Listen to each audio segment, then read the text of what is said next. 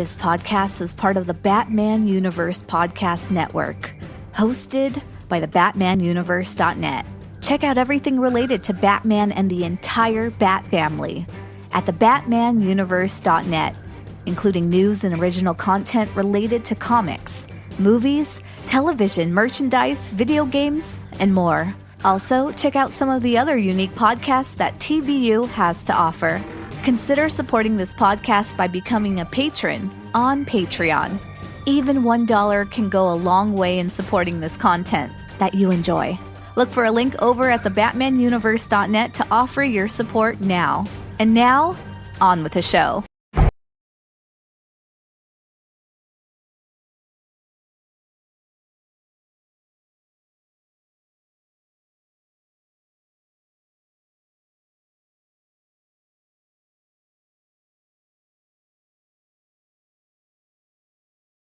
Gothamites. Just a quick note before we get started here to apologize for the sound quality on my end.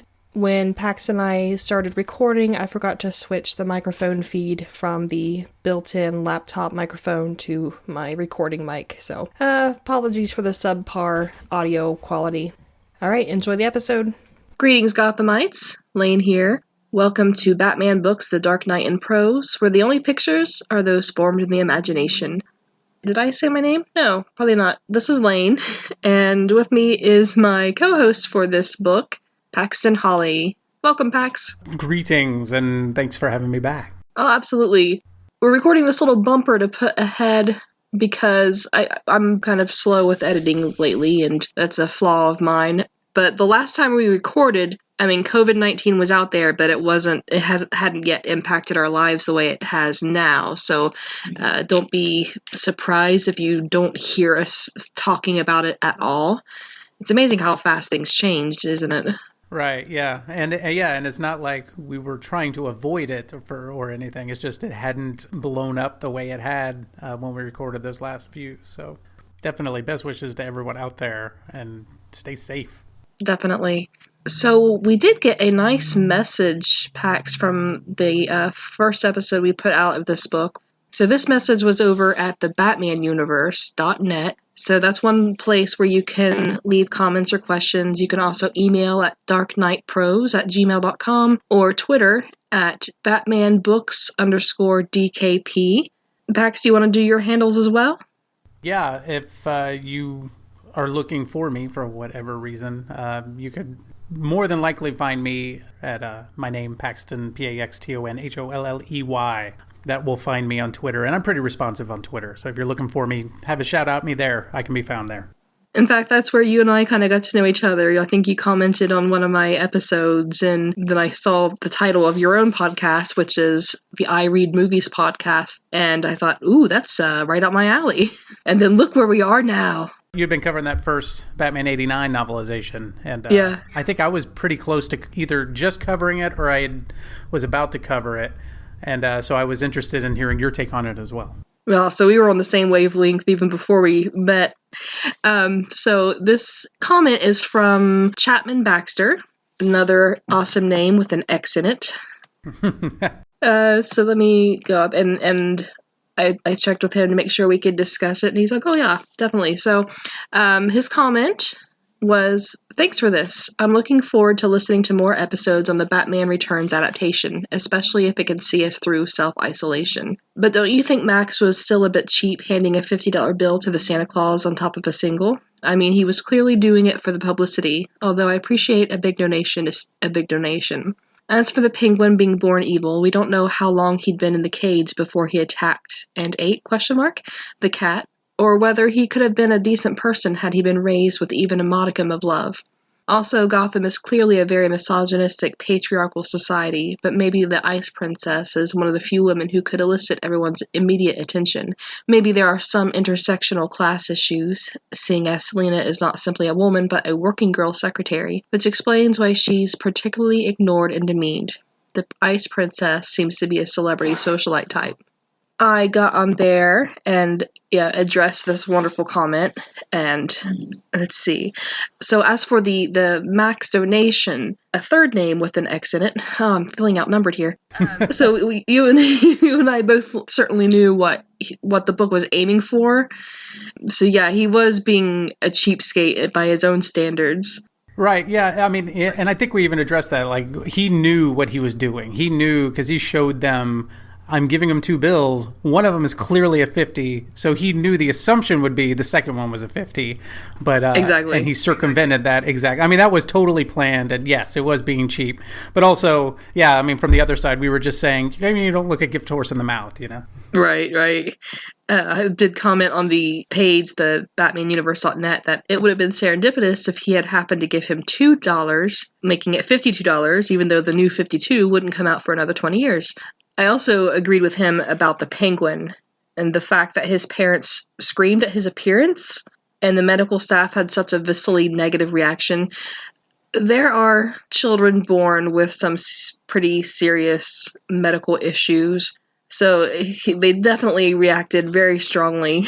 But yeah, Oswald is clearly very intelligent, and it's sad to think about the lost potential there just because he wasn't raised with any kindness whatsoever. Yeah, there's definitely some nature versus nurture there. I don't remember if we brought that up, but I think they're definitely going for that. And I mean, he brings up a good point. I mean, it's like you have this Penguin character who, I mean, yeah, he was born a certain way, and yeah, maybe he's a bit more animalistic, but if he was nurtured correctly, you know, maybe he would have outgrown that. You know, you get some colicky babies here, you have like a penguin-y baby. Maybe he would have overcome that if he had been nurtured correctly. But I absolutely agree that I think the parents' reaction to him and kind of how they handled him, maybe they didn't know any better, that definitely led to make it worse. And they didn't have social media in the day, so they couldn't get on there and ask other parents how long it took them for their babies to stop eating the family cat. Right, exactly. Because how do you know? How else are you going to know? Yeah, if they're first-time parents, they don't know. But yeah, I think we mentioned in the first episode about how one of the screenwriters also wrote Heathers, and that he's not a nature versus nurture. He's like, no, you're born bad.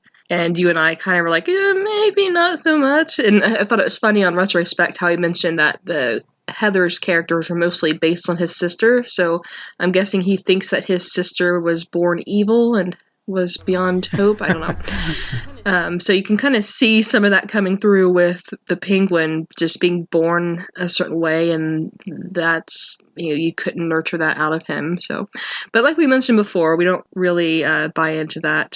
And as for the Ice Princess eliciting attention, what I meant was, I think it's hard for anyone to grab the immediate attention of a large crowd. Anyone who's not a huge celebrity, probably. I saw about 5 years ago, I went to West Virginia with some friends, and we saw Stephen King give a talk, which was really cool because we were all big Stephen King fans. And the moment he walked onto stage, everyone was riveted, of course. But when it's an outdoor arena with thousands of people and the person's just a minor celebrity, I figured there'd be a lot more talking among the crowd and not a lot of people paying attention. So that's why I joked about it clearly being a work of fiction because of how difficult it is to grab a crowd's attention at the drop of a hat. But Chapman Baxter responded. He thanked us for the response. He said, I wasn't expecting it, but it's much appreciated. Well, definitely. I'm not inundated with comments, so I love getting them when they come in. And he goes on, I hope you don't mind offering your feedback to any thoughts I have following the future episodes. Definitely. I think, Pax, you're with me on that we'd be happy to talk about any comments and questions we get in. This is what we're here for. Absolutely. Let us know what you think. And there's definitely some discourse and conversation that can happen with some of the interpretations of these books. Exactly. So he says, with respect to your individual points, I do wonder what might have happened to the Penguin had he been nurtured properly instead of being dumped and basically left to die as a baby. Although I truly doubt he'd have grown up to be the type of embittered sociopath who'd threatened to drown Gotham's firstborn before attempting to send Penguin-carrying missiles at the entire city's population. I fear that he might still have grown up a villain, albeit more in the entitled and seemingly respectable mode. He goes on, then again, without extensive plastic surgery, he'd still have been shunned for his appearance and treated like a freak, irrespective of his wealth and family's heritage. So, yeah, people are dicks, so I could definitely see that being the case. Anything to add on there so far? Any thoughts popping up with you? No. I'm glad for the feedback, and it was pretty good feedback as well. Yeah, definitely. When he was mentioning how he might have grown up without some of the, how he was in this book, I think more of the penguin that we see in Gotham, the TV show. I really like that penguin. He's short, but not of, extremely short stature, and he doesn't have any of the deformities that this penguin has. And while that penguin is also kind of maligned and whatnot, he really kind of, I don't know how to put it. He definitely doesn't have the cards stacked against him quite as much as this one does. So it's interesting to see the different takes of Penguin and, how he rises to get to where he eventually gets to. Yeah, because the origin of this penguin is completely different. Like the comic one, he comes from wealth, right? I mean, he hasn't had the disadvantages in the beginning. So, I mean, that definitely separates this interpretation from all the others and makes it a little bit more interesting, I guess. Yeah, it's definitely a standalone, very different. He says, personally, I still like to believe that had this penguin been nurtured properly, he might have had a chance to be a semi-decent member of society, since I don't like to think anyone is born evil or incapable of being reformed at an early age, and I agree with that 100%. Yeah. He also replies, I see what you mean about grabbing a crowd's attention. I just wasn't sure at the time if you also meant how difficult it is for a woman to elicit attention. So, yeah, it was just more the size of the crowd and just human nature. But yeah, thank you so much for that wonderful conversation there. And feel free to hop in with questions and comments on future episodes and chapters. And that goes for everybody else as well. Hello everyone, this is Pax, and I'm your host for I Read Movies, the podcast all about movie novelizations. Every month I read a classic movie or TV novelization and get on here and discuss it with you. I talk about who wrote it, I talk about when it came out, I run down all the changes, additions, and oddities featured in the book compared to the movie or TV show that is novelized. I've covered such classic novelizations as the original Indiana Jones trilogy, Back to the Future, Gremlins, The Lost Boys, Predator, Jaws the Revenge, and Lethal Weapon. Do you want to know about the nuclear bomb strike in Back to the Future? Or how about all the voodoo in Jaws the Revenge, or the mini cannonball run that happens in Lethal Weapon? I talk about all these things each month on the I Read Movies podcast. I read these books so you don't have to. Get it on Apple Podcasts, Stitcher, and Google.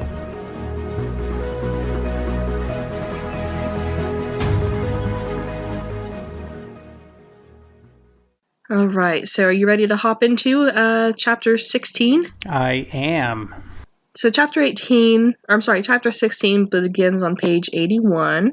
Chapter 16, Scene 1. It seemed to take hours to get back to her apartment. Her bruises no longer mattered, nor her loss of blood, nor even the cold of the winter night.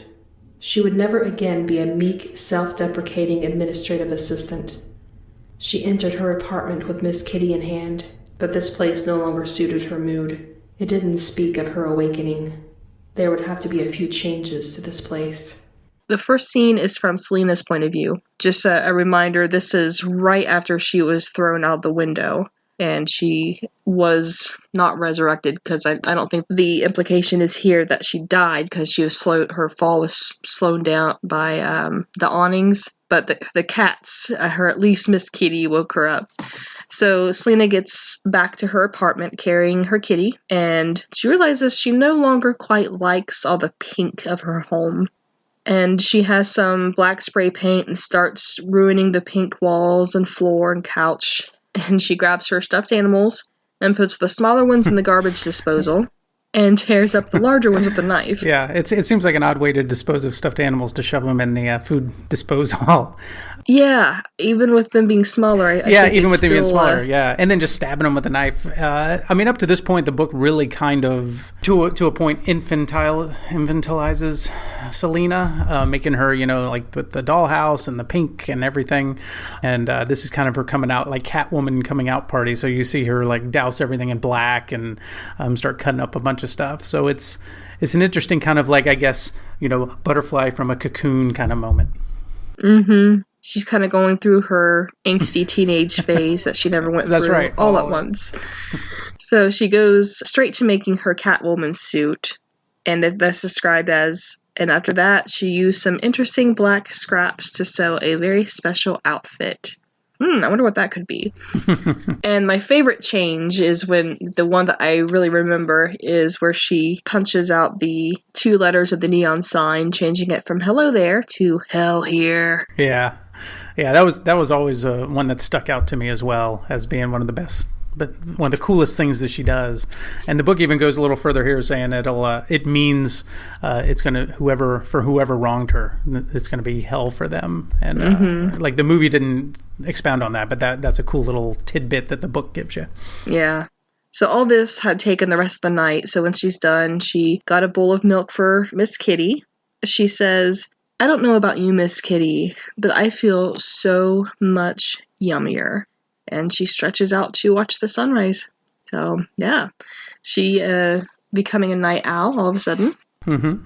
So, yeah, nice little scene of her getting back to her home. And she's decided that she's changing her what's the word I'm looking for? She's changing who she is. Right. Like her whole outlook. Yeah, her whole outlook, her whole look.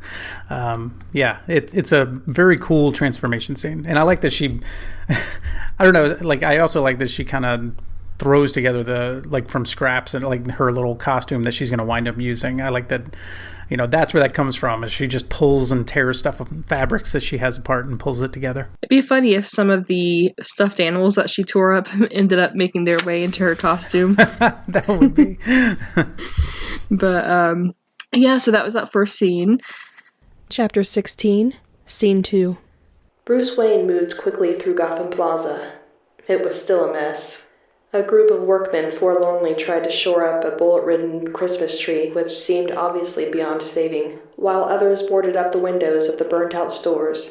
He knew some of those places wanted to open before Christmas. Right now, it looked hopeless. He wondered if Max Shreck still wanted to talk about that power plant his assistant had mentioned a week before. Perhaps this devastation would have changed Shreck's mind, and Bruce would be asked to use his influence with one of the financial institutions with which he was connected to make an emergency loan for the plaza's benefit. Somehow, though, Max never seemed to pay much attention to what went on in the street, even when it was as bad as this. No, it would be the power plant all the way. That latest pet project that Shreck would swear was good for Gotham City, but in reality was only good to line the pockets of Max Shreck. The second scene is from Bruce's point of view, and he's making his way through Gotham Plaza, which is still a mess. And there's a group of workers who are trying to, quote, shore up a bullet-ridden Christmas tree. And at first I was like, just get a new tree, but in the same breath it says, which obviously seemed beyond saving. So Bruce is with me on that one. Maybe it was just like the principle of it, like, no, this is the tree that we had, and we're going to keep going no matter what. Right. I also had a picture in my head of like they're trying to fix this tree, like on is it How the Grinch Stole Christmas, where it's like where they just haul out another brand new tree and put it in its place. I'm picturing them like, one group of workers holding up the top half of the tree that had been cut off, and they're like nailing 2x4s to kind of to stabilize it. Yeah, totally. Duct tape. There are also other workers who are boarding up the windows of some burnt out stores. Bruce kind of thinks that, a lot of these stores were probably hoping to reopen before Christmas. Of course, this is the time of year they're going to make their best bit of revenue, but he thinks that they don't have a prayer of reopening in time. And he's apparently on his way to see Max Shreck. They have a meeting set up to talk about the power plant that Shreck's assistant had mentioned the week before. I was kind of surprised that Shreck didn't even talk to Bruce himself. He had his assistant do it. That just seems like a power move for Max. It's just like, I'm not going to bother calling, my assistant is going to do it. Right, which, with anyone else, I think that definitely the way he would go. But if Bruce is also going to be like the main donor, yeah, I think he'd want to like schmooze a little bit to get his way. But yeah, with Shreck, probably could have gone either way with that one. Right. It's always a game with him. So it's like, you're right. I mean, it totally, like, Bruce should be a powerful enough person in Gotham that Max would want to do it himself. But yeah, you're right. It could go either way. Like he could totally play the game the other way and just show Bruce, hey, I'm too important to be calling you myself. Mm-hmm. So as Bruce is going, he's wondering if perhaps all of this, this destruction had changed Max's mind, and, maybe he would ask Bruce instead to make an emergency loan for the Plaza's benefit. But he thinks, nah, he's still going to be on about the power plant. So he knows Max Shreck just enough to kind of read that characteristic about him. So Bruce enters the lobby that leads to the business offices of the Shreck Empire, and he notices that it's quite unscathed. He takes the elevator to the penthouse and announces himself to a secretary who seems to be new to the job. I wonder why they have a new secretary. So Bruce then goes into the inner office, and Max and this is funny. Max and Chip are standing in front of the smashed picture window. They both have their back turned to him, so they haven't noticed yet that Bruce has entered. Right. And Max is saying, I hope nothing, icky happened to her, devoured by a stray reindeer, or Bruce! Totally not suspicious at all. No. I'm picturing him going on to say, how the hell are you? How long have you been standing there? Walking over, holding out his hand to shake it. Apparently the new secretary didn't give Max a heads up that Bruce was there, so Bruce steps forward, like you said, to shake his hand, and he uses that chance to get a closer look at the window, and he says, primitive ventilation. You don't hear Bruce make a lot of jokes, so I like yeah. I like that he does that here. Yes. And it was strange because Max blames it on the, quote, carny Bolsheviks throwing a brick through the window. And I'm like, aren't you guys in a penthouse of what I guess is quite a large building? It was tall enough it should have killed Selena as she fell, but I don't know, maybe someone's got a good arm. I don't know. That's a good point. I didn't even think about that. I was in love that he called the Red Triangle Gang carny Bolsheviks. I just love that. So I didn't even think about the story that he told him that they threw a brick through the window. I was like, that's a good point. Like, they not only knew which exact window was his, but they tossed it up there and got it like no problem. So exactly. Unless they had like the man shot from the cannon carrying a brick with him or something. Right. They shot him up in the air and he threw it straight across. Like, yeah, I didn't even think about that. It's a good point. But Bruce isn't buying it, not so much for like the height of the building, but he says, no glass on the inside. And I really like this the side we see of Bruce, which we don't see a whole lot. Because normally Bruce, of course, is the socialite, and he's fairly chummy, and he's actively working against Max during this meeting. He's not being a pushover. He's just like, yeah, let's go on and get to that. So after Bruce mentions that there's no glass on the inside, Max kind of squirms a bit, and he's like, why don't we go into the conference room? So they go and sit down at a round table, and Max says, I'd offer you coffee, but my assistant is using her vacation time. This interaction is strange. Bruce says, everyone but the bandits seem to be slacking off until New Year's. And Max immediately takes that as that he's not slacking off, so Bruce must think that he's a bandit too. Right. He says, not sure I like the inference, Bruce. I'm pushing this power plant now because it'll cost more later. Time is money, life is short, and $1 million saved is $1 million earned. I like that inference. And I was going to agree with you that I like the version of Bruce we get here is that he's got a goal and he's there to oppose this power plant from the very beginning.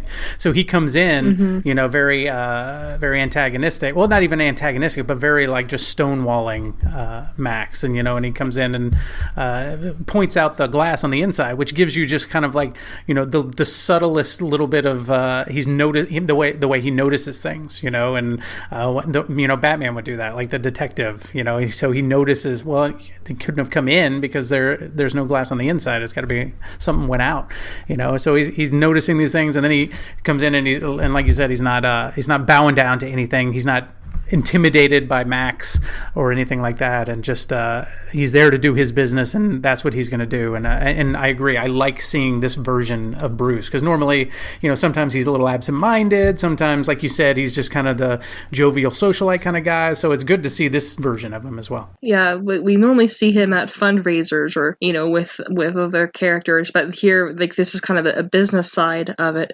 So Bruce opens up his briefcase and says, "I commissioned this report. Thought you should see it." Max kind of gives it a cursory look, and one of my favorite lines of, what's going on, Bruce says, "Here's the point, Max. Gotham City has a power surplus. I'm sure you know that. So the question is, what's your angle?" Max jumps to his feet, and he's like, "A power surplus? Shame on you, Bruce. There's no such thing. One can never have too much power." Okay. That is a very subtle double-edged sword right there. He's totally giving two messages there, I think. Mm-hmm. Definitely. And of course, Chip is standing behind his dad, and he's just kind of bobbing his head in agreement. Mm-hmm. Bruce says, "Max, I'm going to fight you on this. The mayor and I have already spoken, and we see eye to eye here. So..." And then Max cuts in with a little bit of this is funny.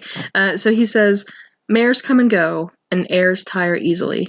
And then he, quote, "put up his dukes and threw a punch at the air." And he says, "You really think a flyweight like you could last 15 rounds with Muhammad Shreck?" What? I guess he's making a reference to Muhammad Ali, I guess. Right. Because for the longest time, I'm like, is his first name Muhammad? I'm like, that didn't make a lot of sense. But I finally got it. I was like, oh, I guess he's talking about Muhammad Ali. But it is totally... I love that line, and I love the way he delivers it in the movie. But it is a funny, kind of a weird line. Yeah, it's very, this whole thing is surreal, and it makes you wonder how he got to where he is as CEO of Shreck Industries, or whatever it is, because he doesn't seem to have any negotiating skills here. Right. So I can't wait to see this scene in the movie and see how they handle it, because it's such an odd thing. And I wouldn't think, even if people think that Bruce isn't trained, I don't think he would qualify as a flyweight.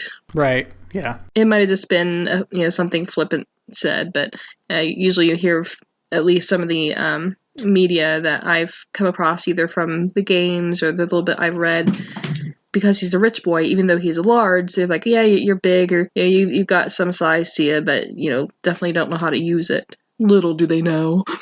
Right. So at this point, Bruce calls him out on having a crime boss like Cobblepot backing him, and Max says that Oswald is Gotham's new golden boy. And Bruce says that Oswald controls the Red Triangle Circus Gang. I can't prove it, but we both know it's true. I feel like he's edging a little bit close to revealing that he's, I don't know, a bit of a vigilante. That just might be my worrying about him showing his cards, but... Right, no. My cats are being rather rambunctious. I thought I heard zooms going on in the back there. Yeah. Our cat does that. That was funny now, earlier. I've had a lot of Zoom meetings this past month for obvious reasons, and I was just finishing up one, and my husband came out and saw that all the cats were lying around on the couch next to me. And I said, they misheard. They thought they were having a Zoomy meeting. Which they would love. I know ours does that too. Definitely. Like around 10-ish, he'll start just flying all around the house like crazy. Two of mine are doing that right now. So, anyway, sorry, I probably interrupted. Yeah, I forgot what I was going to say. What was the last thing you talked about? That he can't prove that Oswald controls the Red Triangle Circus, but he knows it's true. Showed his hand a little bit. Right, he showed his hand a little bit. Yes, I would agree with you. I did not... I thought about that, but I never... That's a very good point, that he reveals a little bit that he's obviously done some research on some stuff, that why would Playboy Bruce Wayne have information like that, and why would he be looking up information like that? So, he is dangerously close to revealing something that maybe he shouldn't, and he does it very cavalierly, but I like that he did it, and I guess he figures there with Muhammad Shreck is not that big of a deal to do it, because Shreck is clearly dealing in something, so I guess he feels comfortable enough revealing that there. Yeah. Max says, if my assistant were here, she would have escorted you out. And I noticed that he keeps calling her his assistant and not a secretary. Right. So it's a little late there, bud. But speaking of which, who comes in? Selena returns. Selena returns, and she's apparently quite riveting because, of course, Bruce is taken with her immediately. She's very fashionably dressed with a haircut that framed and highlighted her face, and the only thing out of place was a bandage on her hand. And Bruce recognizes her as the woman that a clown had seized as a hostage the other day. The narrative says that she had seemed so uncertain then compared to the way she looked now. Max is a little surprised, and he's like, Selena? And Selena says, that's my name, Maximilian. Don't wear it out, babe, or I'll make you buy me a new one. I love that line. It's a great line. Yeah. And what I like is that I think Selena Kyle probably had a little spark of this that was in her all along, and just finally when her boss basically tried to kill her, that's when she kind of cast away all the years of being down on herself. Just like, you know what, that little bit that's in me, there's nothing holding it back now.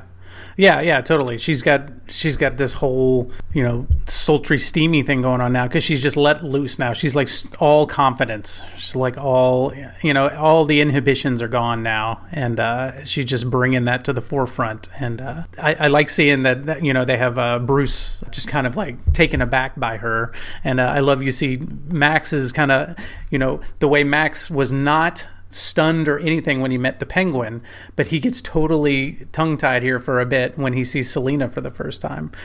So I love that we see him like that too. He does recover quite quickly because he's like, Selena, this is Bruce Wayne. Yeah, he does. I mean, but he's Max, so I mean, of course, he's gonna be able to roll with things. But it's good to see him kind of mess up like that. It's kind of funny. Like the book mentions, and you had mentioned it a little bit there, that it said Bruce recognized her from the clown incident earlier on, and like in the movie, you get that Bruce makes a little slip up where he says, "Yeah, we've met before," and she says, "Have we?" And he kind of stumbles a little bit. He's like, "Did I say that? I mean, I got confused, and everything." But I always thought that was just him being kind of nervous and stepping over himself, but the book tells you it's because he remembered as Batman that he'd met her before, so he thought that that's why he said it wrong. And I never picked up on that until I read the book, and I was just like that was a neat little detail that I liked. Yeah, but he still kind of stumbles over himself a little bit because like when she says, "Have we?" he says, "Sorry, I mistook me for somebody else." Yeah. Which I really love that. So I don't know if that's him stumbling over the sight of this woman that he's kind of taken by, or if he's kind of stumbling over his ego / alter ego. Mistook me for somebody else. I don't know. Right. Yeah, I think it's a little bit of both. I think, he is still a little bit taken aback by her, yeah. Yeah. So Bruce, being suave, takes Selena's bandaged hand and asks what happened. And Max, he's like, yeah, did you injure yourself on that ski slope? Is that why you cut short your vacation and came back? And why he thinks Selena would cover for him, I don't know. But she's, she kind of goes along with it, and she shrugs and thinks maybe that broken window over there had something to do with it. Or maybe not. It's blurry. I mean, it's not complete amnesia. I remember Sister Mary Margaret puking in church, and Becky Riley said it was morning sickness. And I remember the time I forgot to wear underpants to school, and the name of the boy who noticed, Ricky Friedberg. He's dead now. But last night, complete and total blur. Which I love. I love all that, because she is messing with Max, and she knows it. Totally. And I like how it's played in the book. Like, when we watch the movie, like she kind of reverts a little bit as she gets into that story back to it feels like a little bit of like scared Selena, and maybe also playing a little bit, kind of just disjointed, crazy Selena. But in the book, it plays more to me like it's still that confident, just like she's doing this to totally mess with Max because she knows it'll just keep him on, pins and needles, just kind of putting the screws to him a little bit. Yeah, because this is probably the first time in her life that she is meeting Max with equal footing. She, like, even if she were still kind of mousy, she has something over him, the fact that he tried to kill her. Mm-hmm. So she's got some leverage. So, but I think now, even without leverage, this new Selena can handle herself. Yeah, oh yeah. Max, he's still trying to grin through all this, and he's please show out Mr. Wayne. So Selena leads him to the elevator. So while they're leaving, Selena says to Bruce, "You don't seem like the type that does business with Mr. Shreck."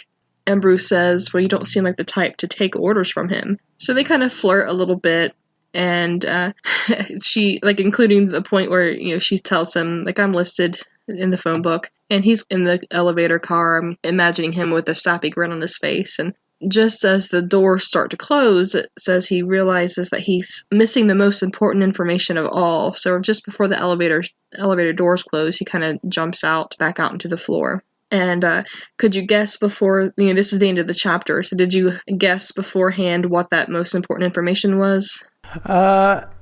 Yeah. As I was reading it, I kind of figured what he was talking about. Even though in the movie they just kind of gloss over it a little bit. So, but when he did it, I was like, oh yeah, I guess he didn't have her number, I guess, or her name. Yeah, her name. He doesn't have even though she's listed, he doesn't have her last name, so he can't look her up. I'm kind of surprised he jumped after her and didn't save face by just going home and say, Alfred, would you look up the staff information on Shreck Industries and find someone with the name Selena? So he totally could have done that. Yep. Yeah, but he's smitten, so some of that world's greatest detective stuff goes out the window. Yes, it totally. Chapter 17, Scene 1. The woman who was once Selena had taken off her bandage, and slowly, methodically, was squeezing blood from her finger into the percolating coffee. "So, Max, want some more of my blood?" She looked up and saw Bruce Wayne watching her. She tried to smile. "Pouring myself into my work," she explained. Bruce smiled back. "I didn't catch your last name." Just like that, as if he saw people dripping blood into coffee every day. "Oh," she replied. "Kyle." She put her left hand to her ear and made an exaggerated circling motion with her right index finger. "Rhymes with dial." He gave her a thumbs up and disappeared. There was something about that man, she thought. Something that almost made her want to go back to being plain old Selena Kyle. She purred deep in her throat. Almost, but not quite. Chapter 17 begins on page 90. The first scene is from Selena's point of view, and this is a strange little scene. Yes. So Selena takes the bandage off of her hand and squeezes some blood from her finger into the coffee pot. And while she's doing this, Bruce, who had, exited the elevator from the chapter before, is watching her. And she comments that she's pouring myself into my work, which is okay. Strangely, Bruce doesn't seem to care about what he's seeing. And of course, she asks for the last name. And he gives her a thumbs up and leaves again. So he's literally just there long enough to see what she's doing, and then he's gone. And then there's the line that there's something about Bruce that almost makes Selena want to go back to being plain old Selena Kyle. Almost, but not quite. And I wasn't really sure how to take that. Yeah, that's an interesting little revelation about Selena. I'm guessing my only takeaway is that she means that in that the way she is now, she can't see anyone. I mean, it's against her nature now to be with anyone that way. So it's like, if she goes back to how she was previously, she could kind of date Bruce and have a little relationship. But as she is now, as Selena Kyle, Catwoman, she can't have a relationship with someone, or someone like Bruce, I guess, maybe. Yeah. Another way that it can be taken, a lot of people will talk about the force of will that Batman has. I don't know how much he probably dials that back when he's Bruce Wayne, but he can kind of be intimidating in some ways. And if there's something about him that made her want to go back to being an invisible person so that he doesn't notice her. So, yeah, it's just there's so many nuances that are available for interpretation from that line that it's not really plain exactly what we're supposed to think from that. Right. So, Chapter 17, Scene 2. Max had to admit it. This Selena thing had him spooked. Her death would have been so much simpler, but he couldn't let this little setback destroy his confidence. It was time to call the Penguin and check up on Oswald's new home. Not, of course, that Oswald Cobblepot knew anything about its real purpose. Yet. Chip looked up at him as he picked up the phone. "You buy this blurry business?" his son asked. "Who knows?" Max replied as he began to dial the number. Women. He glanced back up at his son and finished dialing. The phone on the other end began to ring. A gruff voice answered. "Yeah," Max replied into the receiver. "Oswald, please." His son waved in agreement and left the room as Max waited for the Penguin. This would work out fine. The next scene is from Max's point of view. Max is admitting to himself that he's a little unnerved by the Selena thing, you think? Yeah. Not only did she survive the fall, she's uninjured enough to come back to work the next day, and she is acting a little strange. But anyway, he calls the Penguin. Before he calls the Penguin, I just wanted to bring up, there's a line from the movie, surprisingly that's not in the book, that I think it's a great line, and I'm kind of sad it's not in the book. But it's in this whole thing where he's talking about her story, and they think she's trying to blackmail him for something, or Chip was asking, do you think she's trying to blackmail you? And Max comes back and says, if she tries to blackmail me, I drop her out a higher window. And I think that's a great line. It's a great Max line, and I'm sad it's not in the book. That is a great Max line. Yeah. They should have. That is great. Well, so Max says it's time to call the Penguin, and this is where we learn that he's set Oswald up in a building, and there's a line that says, not, of course, that Oswald Cobblepot knew anything about its real purpose yet. And I thought, oh, that's kind of ominous. Yeah. Before, as he's dialing the phone, Chip is like, do you buy this blurry business? And Max's reply is, who knows, women. Never mind that he threw her out the window, but because she's a woman, it's, she's the mystery. So yeah, he's just making a phone call to Penguin. Chapter 17, Scene 3. The phone rang in the Penguin's warehouse. Oswald Cobblepot had to admit it. Max had come through on this one. His new headquarters had 2 different floors. Downstairs was big and brightly lit, and still under construction, as if Max was planning to give the Penguin some sort of office. No doubt it would be a good place to meet the public, if the Penguin ever wanted to do that sort of thing. Upstairs it was a different story. Dirty, dingy, cluttered. A real working space. The Red Triangle Circus gang hung out up here, practicing their acts and generally acting rowdy. They had opened a large ventilation duct up here that also opened up at the rear of the building, so that the gang members could come and go at will, without the embarrassment of having to deal with those boringly legitimate people on the first floor. The next scene, it shifts over to that warehouse that we were talking about, and it's from Penguin's point of view. Penguin's the narrative is kind of describing this warehouse. It's 2 floors. Downstairs was big and brightly lit and still under construction, and the upstairs was dirty and dingy, and it's where the Red Triangle Circus hung out at. And so they had opened a large ventilation duct up here so that they could come and go without the embarrassment of having to deal with those boringly legitimate people on the first floor. So yeah, when you need a new exit, you just make one, I guess. Yeah. Yeah, I like this description of their hideout. And you do get a glimpse of, Penguin knows some construction's going on in the downstairs, which we'll see in a couple scenes here, a scene or so. And but in the movie, it always came across that he was completely surprised stuff was going on, like what Max was doing downstairs. Whereas here in the book, it's like he knows Max is up to something down there. So I mean, he shouldn't be as surprised as he is in the movie. Yeah. So it refers back a few chapters back when Penguin was going through the Gotham Hall of Records with those legal pads. So he's got that list of names. And we find out what he's doing now is cross-referencing them against the white pages of the Gotham phone books. So the organ grinder is the one who answers the phone, and he gives it to Penguin, and it's a really short little conversation. It's literally their entire conversation is Penguin saying, "Yeah, what is it? I'm busy up here." And Max says, "Good, stay busy up there. I got plans for us below." And Penguin says, "Plans, swell, later," and hangs up. So I thought it was interesting the difference between how eloquent he can be when he needs to be, but since he's focused on that cross-referencing and revenge, he's just totally distracted and curt and he just wants off the phone as soon as possible. Yep. So that was chapter 17. Batman Nightcast, a thrilling new podcast from the Fire and Water Podcast Network, hosted by Ryan Daly and Chris Franklin. Nightcast chronicles the Cape Crusaders' adventures in Batman and Detective Comics after Crisis on Infinite Earths. Highlights from this legendary era include Batman number 400, Legends, Mike Barr and Alan Davis, Batman Year 1, Batman Year 2, Max Allan Collins, the new Jason Todd, Millennium?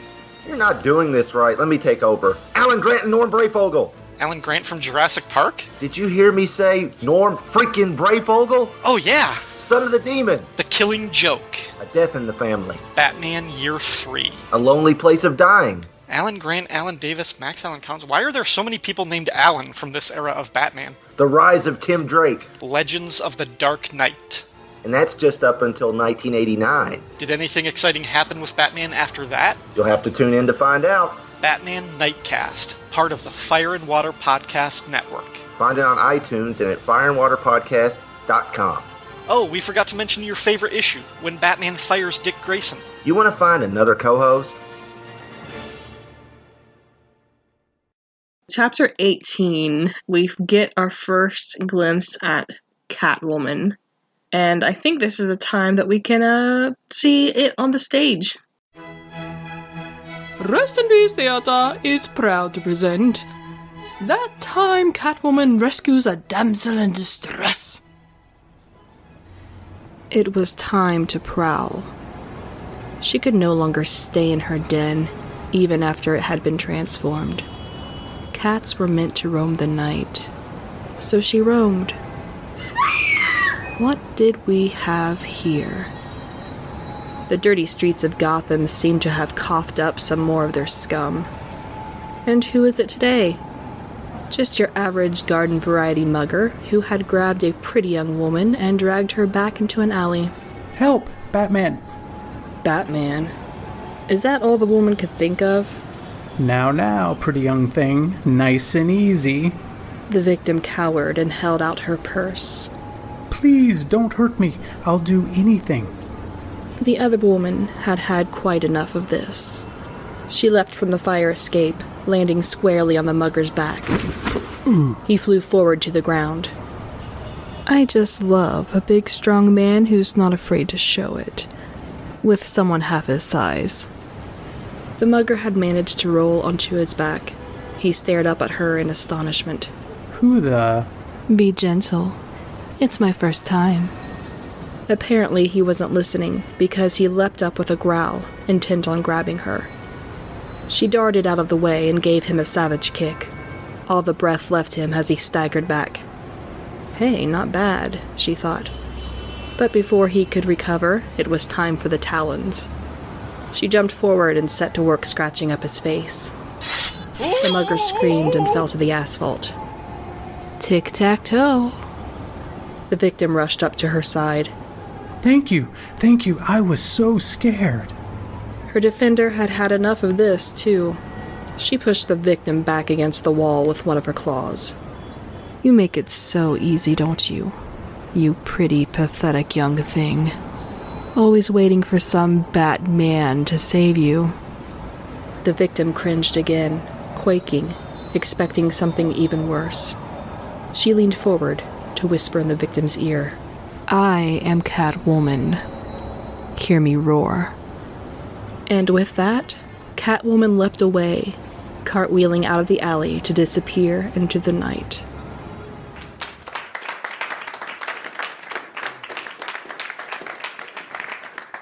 So, I don't know a whole lot about Catwoman's history, and of course she's a cat burglar. I didn't know if it was kind of a recent thing where she was kind of an anti-hero, but right away in this book they have her portrayed as kind of stepping in and helping someone. So it looks like she's a little bit of the anti-hero here as well. Right. Yeah, I guess she's always been kind of like, the bad girl, possible girlfriend for Batman, but you're right. I think it's been more of a recent thing where she's also maybe kind of come on to the good side every once in a while. So yeah. because all the vintage stuff, all the old stuff, she's always been a bad guy, but Batman is totally like, enamored with her. Mm-hmm. And I really like her being an anti-hero. Yeah. Or, a villain light, as it were. I think that makes her really interesting as a character, very compelling. Agreed. Chapter 19, Scene 1. With all these interruptions, the Penguin would never finish. He looked up to see Max Shreck stepping between the members of the Red Triangle Circus, past the tattooed strongman, rippling those belly dancers he had tattooed on his biceps, stopping to let one of the acrobats walk past on his hands. Max grinned at the Penguin. Somehow, he seemed much too cheerful for a businessman. Max nodded at all the performers around them. "Ah," he remarked, "your extended family."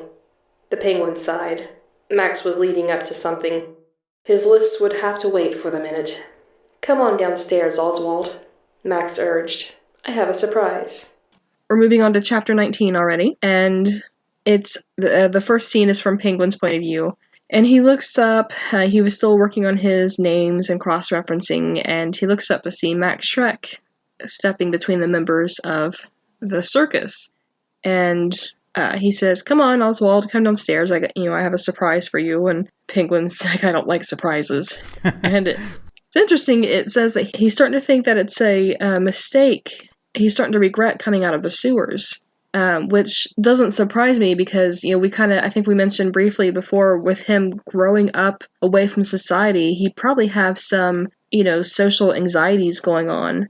And I don't know if they were going for, I think they're just aiming for, "You're annoying me, I wish I were still in the sewers." But I think if you could dig a little deeper, we can see that, he's not used to being around humans very much of the time, or any type of society that isn't the Red Triangle Circus Gang. Perhaps that's a little bit of that getting in there too, that he just wants to go back to what was normal for him. I definitely agree with you that there is probably a part of him that would go back like in a heartbeat. Like the only thing that's keeping him out is his pads and the little revenge plot that he has planned. Like that's the only thing keeping him going up here on the surface. Otherwise, he would pack it up and head back into the sewers. So, it's interesting to think about. Like, there's probably a kernel of truth in that statement. Yeah. So he kind of grudgingly gets up, and he and Max start going down a spiral staircase. And Max says, "I don't want to spoil it," and he wants to put his hands over Penguin's eyes, and Penguin's like, no. He doesn't trust a lot of people, and he wasn't about to let Max put his hands over his eyes. Especially since they're walking down spiral stairs. I mean, it's not the best time to blind somebody. Right. Max says, "Well, okay, well, close your eyes then." Penguin does that. He's got his eyes closed all the way down the stairs until they reach the bottom, and he opens his eyes, and Max is like, "Ta-da!" And we see that the storefront, which used to be an old drugstore, was transformed into something, it says, bustling and cheerful, full of desks and computers and college kids. The walls were painted white, and then someone had hung red, white, and blue bunting. And there are posters around, and some of what say "Cobblepot for Mayor" and "Ozzy versus the Insiders." I'd forgotten about that one, yeah. So that's what this, all the secrecy was it's a campaign office, basically. And Penguin's like, what's going on here? What are you doing? Yeah, I love this line by Pax. Max says, did I say Pax? I love this line by Max. Sorry. All those X's. But Max says, "Adulation is a cross to bear. God knows I know. But someone's got to supplant our standing in the way of progress mayor, and don't deny it, Mr. Cobblepot. Your charisma is bigger than both of us." That is a good Max line, too. Yeah, it's perfect. I guess there is some storylines of Penguin being mayor, and I know it comes up in the Gotham series, so yeah, apparently this is just a not too uncommon story thread of the Penguin, is that he either ran for mayor or was mayor at some point. Yeah, something like that. And it is what it is. Even in the movie, like, I don't love this subplot because who cares? I mean, it feels like a who cares kind of a subplot. And it's like something Max was running, and just roped the Penguin into. So it felt kind of inconsequential. But you do get some mileage out of certain things that are kind of funny. And what's amazing is that he went through all this trouble without even broaching the idea to Penguin in the first place. He has to convince him right there on the spot. Yeah, That just kind of shows how confident Max is in his ideas. Like, yeah, he's going to go for it. Penguin's like, elections happen in November. It's late December. What are you doing?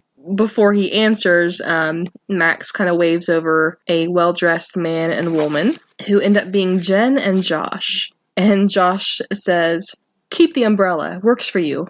And then he shoves something in Penguin's mouth, which ends up being a jet black cigarette holder. So he's kind of working on Penguin's image.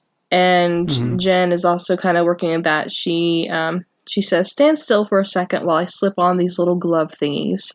I'm guessing they are gloves that kind of give him the semblance of having hands, because she says, "Our research tells us that voters like fingers." Voters like fingers, yeah. And it doesn't. I don't put it past them to have done a blanket poll to see. Tell us your thoughts. Do you want fingers on your politicians or not? Yeah, they definitely did that. Yes. Yes. So, yeah, they're kind of fussing around him, and Penguin's not really liking all this attention. He's bearing it for right now. And then Josh says, "Not a lot of reflective surfaces down in the sewer, huh?" Which is a funny line. Yeah. But then they make the mistake of laughing. And, of course, the Penguin, he's going to see this as a slight, as an insult. And this is great. Penguin says, "Still, it could be worse. My nose could be gushing blood." And Josh says, "Your nose could..." "What? What do you mean?" And that's when the Penguin bites him on the nose. Now, does he bite the nose off or just damage it? Do you remember from the movie? Well, the movie is not very clear. I think it was just a bite, and he maybe even got his teeth in there, but I don't think he ripped anything off. Good, because I wouldn't put it past him. No, yeah, absolutely. Anyway, Max steps in and pulls him apart. Josh faints to the floor, and it says, "The fellow had no stamina at all. Max would have to get a better grade of consultant than that to keep up with the Penguin." Max finally answers the question that he had asked earlier. He says, "You're right, we missed the regularly scheduled election, but elected officials can be recalled, impeached, given the boot. Think of Nixon, Meacham, Barry. Then think of you, Oswald Cobblepot, filling the void."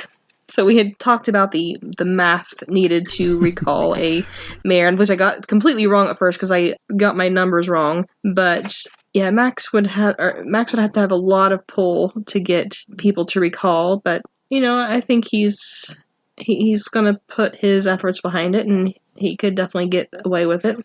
Maybe that's why he didn't mention he had the numbers again like he did last time, because he went back to the number and he's just like, "Whoa, I was way off. Maybe I don't have the numbers," so he didn't mention it again. And he figured that out by listening to our podcast, and he's like, exactly. "Oh, she's right. They are so right. What was I thinking?" So on the tail of the line, "You think of you, Oswald Cobblepot, filling the void," we learn that Oswald Cobblepot is just filthy-minded as he looks over at Jen, and he murmurs, "I'd like to fill her void." Yeah. Oh my goodness. This whole scene, you learn that the Penguin's a little oversexed. Yeah. And there's a lot of mentions and comments in here that it's been a long time for him, if ever. Yeah, and probably if ever. Yeah, exactly. And he let you know it. In this little part. It's not one of my favorite parts. Some of it's funny, but I think they overdo it a little bit. Yeah. But it is what it is. Yeah, it's a little much. Like talking about a French flipper trick. Yeah. What? Nah. So anyway, Max tells him that, okay, we need a platform for you to campaign on. And Penguin says, "So what about stop global warming, start global cooling, make the world a giant icebox?" Max is like, yeah, that sounds great. But they still need a catalyst, a trigger, an incident to get the current mayor out of office. So at this point, Oswald's kind of starting to daydream of being mayor. He's kind of warming to the idea a little bit. So Max mentions two historical events, one being the Reichstag Fire and the other being the Gulf of Tonkin. I consulted Mr. Wikipedia. The Reichstag Fire was an arson attack on the Reichstag building, home of the German parliament in Berlin, on May 27, February 1933, precisely 4 weeks after Adolf Hitler was sworn in as Chancellor of Germany. Hitler's government stated that Marinus van der Lubbe, a Dutch council communist, was the culprit, and they attributed the fire to communist agitators in general, though a German court decided later that the year that the van der Lubbe had acted alone, as he claimed. After the fire, the Reichstag Fire decree was passed. The Nazi Party used the fire as a pretext to claim that communists were plotting against the German government, and the event is considered pivotal in the establishment of Nazi Germany. The term Reichstag Fire has come to refer to false flag actions facilitated by an authority to promote their own interests through popular approval of retribution or retraction of civil rights. And then the Gulf of Tonkin is kind of along similar lines in terms of the goal. So the Gulf of Tonkin incident, also known as the USS Maddox incident, was an international confrontation that led to the United States engaging more directly in the Vietnam War. It involved one real and one falsely claimed confrontation between the ships of North Vietnam and the United States in the waters of the Gulf of Tonkin. The original American report blamed North Vietnam for both incidents, but the Pentagon Papers, the memoirs of Robert McNamara, and NSA publications from 2005 proved material misrepresentation by the U.S. government to justify a war against Vietnam.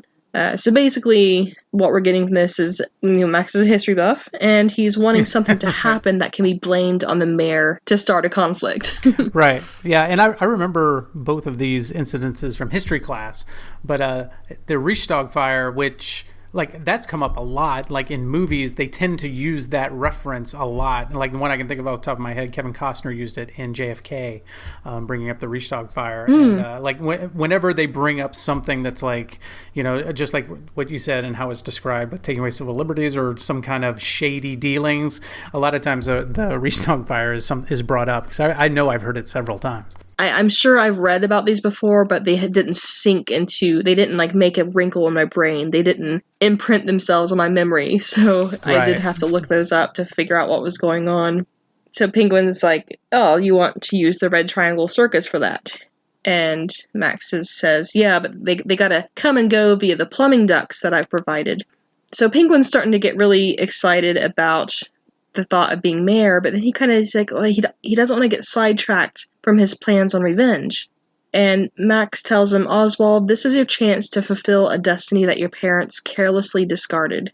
Penguin says, reclaim my birthright, which is something that Josh had said to him before he bit his nose. And Max says, as mayor, I love this line. I love it and hate it. Max says, as mayor, you'll have the ear of the media, access to captains of industry, unlimited poontang.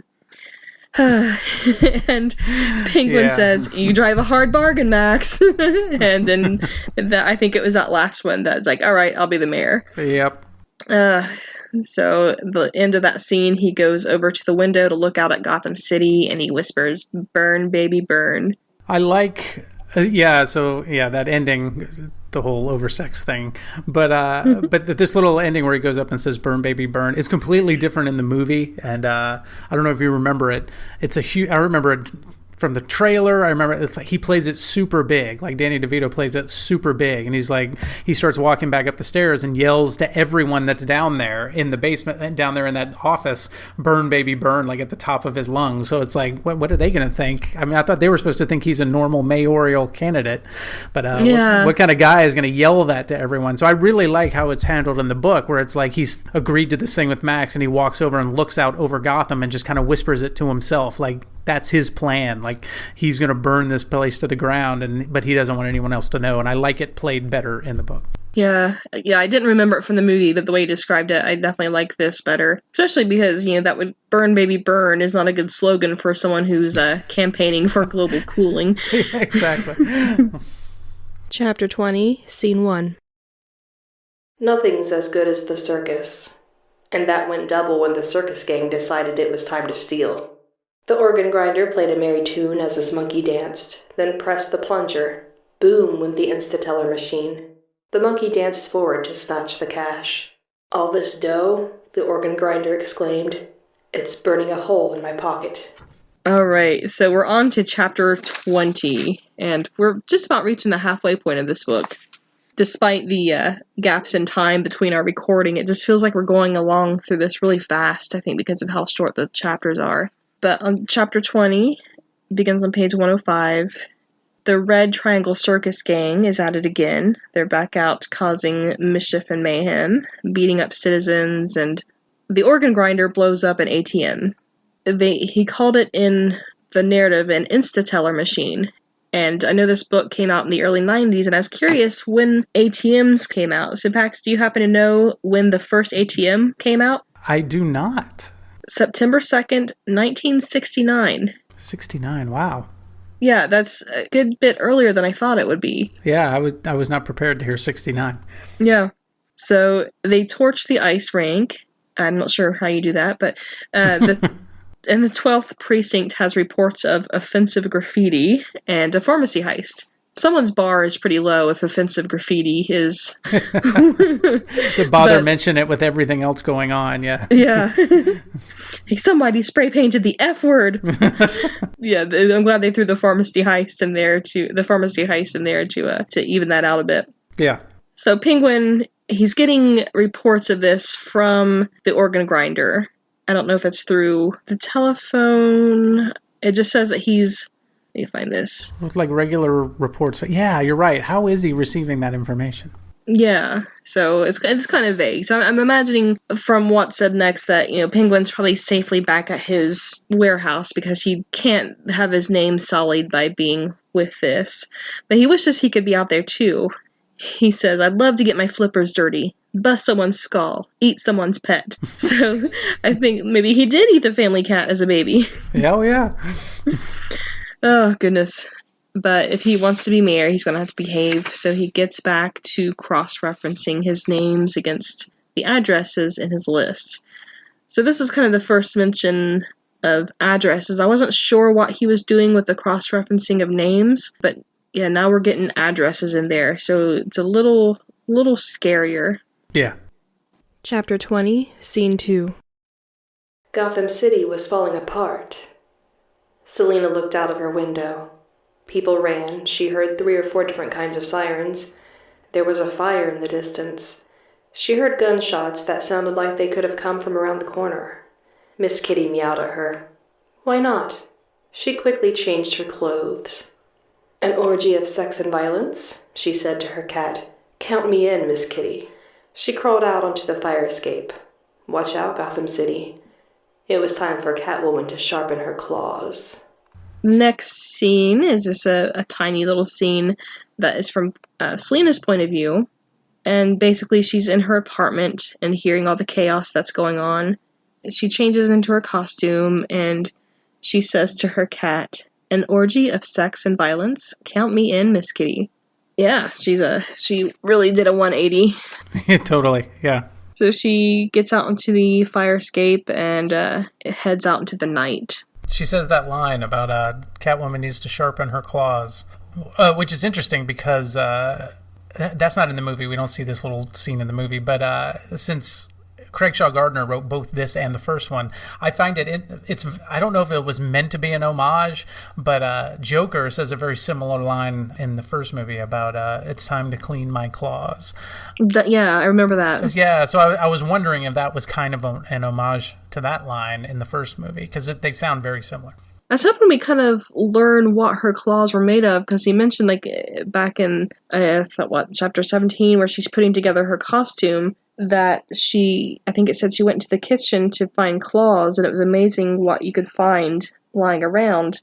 And it hasn't really told us what her claws are made of yet. And I have a vague memory of the movie of some kind of weird-looking things, but at the time when I saw them, I didn't know what they were. Yeah, they're pretty vague about what they are in the movie, too. So. Okay.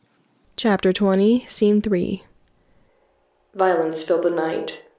A woman with a belt filled with knives chose an axe instead to beat down a door. The gang members around her were content to simply beat up defenseless citizens who happened to be passing by. Batman stepped from the shadows, and all the thugs turned to greet him. He reached down to his belt and pulled out a small electronic device that would be perfect for this occasion. He held the box in one hand as he punched 4 white dots, then a red, with the other hand. The woman with the knives threw a blade straight into the Batman's chest. It lodged in the insignia of his body armor. He'd have to pull it out when he had a free minute. Batman punched in a second code to follow the first. So, the third scene is from Batman's point of view. The Red Triangle Circus is still doing their shenanigans, and Batman comes out, and they all turn and, get ready to charge him. And he's messing with something. Kind of seems a little bit of a clumsy contraption with all the buttons he has to push to get it to do anything. But, technology in the early 90s, I get it. But this looks like it's a remote-controlled Batarang. And I always hate having to use these in the Arkham games. They're hard to control. But, the Batarang flies from one thug to another, knocking them all out cold. And there's this funny scene, it's flying back to Batman, but before it gets there, a poodle jumps up and catches it out of the air. And the poodle, if you remember, was the pet of a circus woman. Mm-hmm. And she and the dog both take off running down an alley. And I thought, okay, yeah, that's funny. That's kind of ballsy to steal something from Batman. I like that a little bit too, and I always thought that electronic Batarang always kind of fascinated me. So I think it's a neat idea, but I feel like it wasn't fully baked yet because he had to punch in 30 codes in the Batarang. It's like when you're in the middle of a fight, I don't think you got time to tell everyone, it's like, hey everyone, can you just stand back in a semicircle while I type in these codes and then I'll let this go? It's like it seemed like it needed to be a little bit more battle ready. Not to mention that you're typing, you're pressing all these little buttons with gloves and gauntlets. Right, and all the buttons were black. How do you know which one's which? It's like I have enough problem typing into my phone with my regular hands, much less bat gloves. But of course, we're not Batman, so true. We aren't. Yeah, I am not. It kind of reminded me a little bit of the '89 novelization where he's pushing all these buttons and I can't remember if it's the Batwing or the Batmobile, but he's using toggle switches. And I'm like, oh, toggle switches, that feels so 80s. So, Batman thinks briefly about going to retrieve the Batarang from the dog and the woman, but the sword swallower jumps out and starts pulling the sword from his throat. And Batman elbows him in the ribs so that he doubles over and then, quote, helpfully removed the sword for him. Ouch. Savage. Yeah, totally. But yeah, if you're gonna get into a fight with Batman, maybe have your weapon drawn already. Yeah, especially if that weapon is in you. You may want to take it out. Mm-hmm. Yeah. And then right away, there's a clown with 3 sticks of dynamite strapped to his chest, along with a small clock face, so some sort of bomb. And the clown starts threatening you, I'm going to blow up this hole! But then Batman uses the sword, because he's trained in martial arts, and he has a history of being good with the sword as well. So I'm not surprised that he has the ability to cut the straps with the sword, and then kind of use the point to flick the bomb into his other hand. And then he turns it around and hits the clown's skull with the hilt of the sword to knock him out. And he tosses the sword away, but then he thinks, oh, I'll keep the bomb. You never know when one will come in handy. Yeah, that sounds like a Batman line. And again, I wonder, if you remember the Batman 69 movie. I was just thinking that. That's got to be another homage to some days you just can't get rid of a bomb. Yeah. So. I that was exactly the image that was in my head when all this was going on. So good stuff. So, any final thoughts on this group of 5 chapters? This group of chapters had some of the best stuff from the movie so far. Like you get Selina's birth into Catwoman. You get kind of her becoming what she's going to be. You get some funny lines from Max and you get that great Bruce in business mode. So there's a lot of good kind of stuff I enjoyed in these chapters, and there's going to be a lot more good stuff to come. But this is a really good adaptation of the movie, and it has its own kind of thing to it, and in some ways makes the movie better. Nice. I definitely love the businessman Bruce, who's not taking any crap. So he's definitely not a pushover in the business world. Yeah, good stuff. So the next time we record, it'll be chapters 21 through 25. And I forget how many chapters this book has. Let me flip to the back. There's an epilogue. 42 chapters. So yeah, we're hitting the halfway point. Yeah. So again, listeners, if you would like to send in any comments, you can find us on thebatmanuniverse.net. You can email me at darknightprose@gmail.com or find us on Twitter at batmanbooks_DKP. Definitely check out Paxton's projects as well. You work with 4 different podcasts, 5 including mine. Yeah, one of mine just recently closed up shop. So yeah, I have a Western podcast called Hellbent for Letterbox. I have a cult movie podcast called Cult Film Club, and the one we met about was I Read Movies, where I read and analyze movie novelizations and compare them to the movies that they novelize. Excellent.